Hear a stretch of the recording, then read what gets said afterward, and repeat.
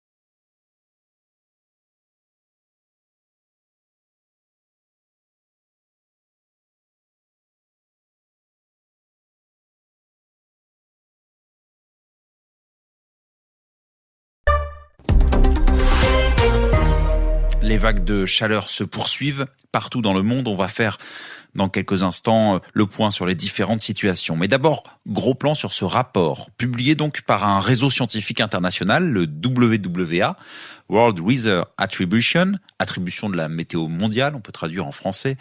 Simon Rosé, ce rapport montre que ces vagues de chaleur auxquelles on est confronté actuellement auraient été quasiment impossibles sans l'action de l'homme à l'origine du changement climatique. Oui, c'est ce qu'on appelle la science de l'attribution, Romain. Déterminer dans quelle mesure un événement extrême est lié au réchauffement climatique ou alors plutôt aux variations naturelles de la météo. Les dômes de chaleur qui ont provoqué les canicules américaines, asiatiques et méditerranéennes en juillet n'ont en soi pas été créés par le réchauffement climatique lui-même, mais ce dernier les a en revanche dopés. Il leur a donné une ampleur quasi inédite. Dit autrement, selon ce rapport, sans l'influence des émissions humaines de gaz à effet de serre, il aurait été quasiment impossible d'atteindre de telles températures lors de ces événements météorologiques. De manière plus générale, les auteurs de ce travail estiment que les canicules en Europe sont désormais plus chaudes de 2,5 degrés qu'auparavant, de 2 degrés en Amérique du Nord et d'1 degré en Chine.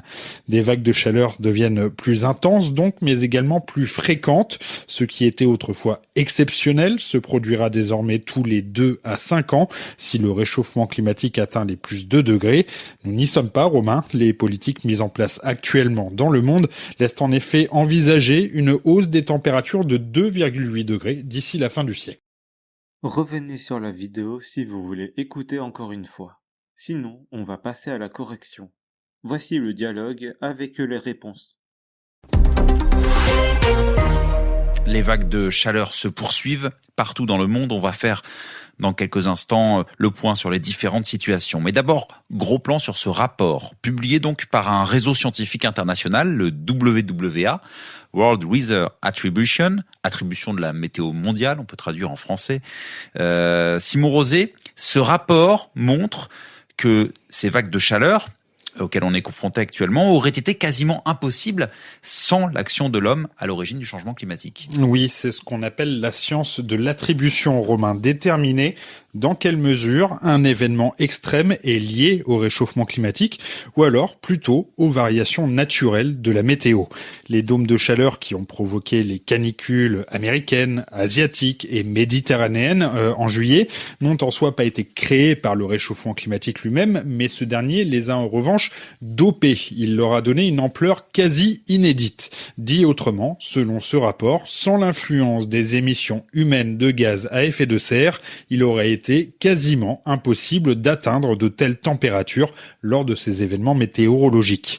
De manière plus générale, les auteurs de ce travail estiment que les canicules en Europe sont désormais plus chaudes de 2,5 degrés qu'auparavant, de 2 degrés en Amérique du Nord et d'1 degré en Chine.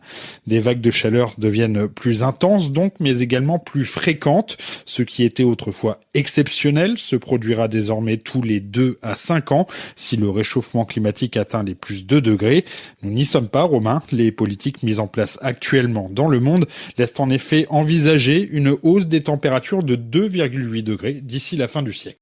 Merci d'avoir regardé cette vidéo. Si vous avez aimé, likez cette vidéo et si vous voulez voir d'autres vidéos, abonnez-vous à cette chaîne et je vous dis à demain pour une nouvelle vidéo. Salut.